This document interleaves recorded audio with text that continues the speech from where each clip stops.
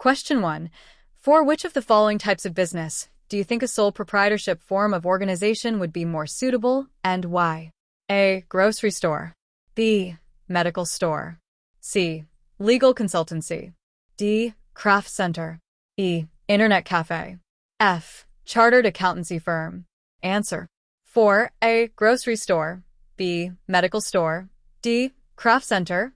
E. Internet cafe sole proprietorship form of organization would be more suitable because of low capital required, less risk involved, and quick decision-making.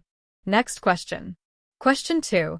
For which of the following types of business do you think a partnership form of organization would be more suitable, and why? A. Grocery store. B. Medical store. C. Legal consultancy. D. Craft center. E. Internet cafe. F. Chartered accountancy firm. Answer. 4. C. Legal consultancy, and F. Chartered accountancy firm partnership form of organization would be more suitable because of high managerial ability and comparatively wide range of operations. Next question. Question 3. Explain the following terms in brief. A. Perpetual succession. B. Common seal. C. Carta. D. Artificial person. Answer. A. Perpetual succession. A company being a creation of the law can be brought to an end only by law. It will only cease to exist when a specific procedure for its closure, called winding up, is completed. Members may come and members may go, but the company continues to exist. B. Common seal. As company is an artificial person, it cannot sign any documents, hence, it uses common seal in place of signatures. Any agreement which does not have the company's seal put on it is not legally binding on the company. C. Carta. Carta is the eldest member of the family and has unlimited liabilities along with absolute decision-making powers. The Carta of a joint Hindu family is responsible for carrying out the business operations of the family business and exercising full control over the business. D. Artificial person.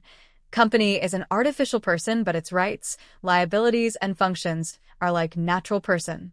It can own property, incur debts, borrow money, enter into contracts, sue, and be sued, but unlike them, it cannot breathe, eat, run, talk, and so on.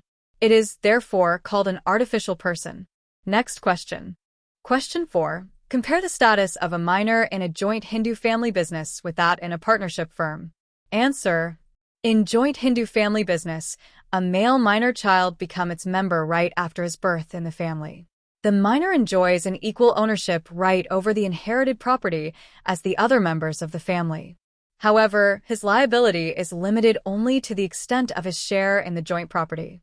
While in case of partnership, a minor can be admitted as a member only after moment of all other partners, and that too only for benefits, but he cannot be asked to either contribute capital or bear the losses incurred by the business. A minor is not legally competent to enter into any legal contracts, and therefore, he or she cannot be considered a partner.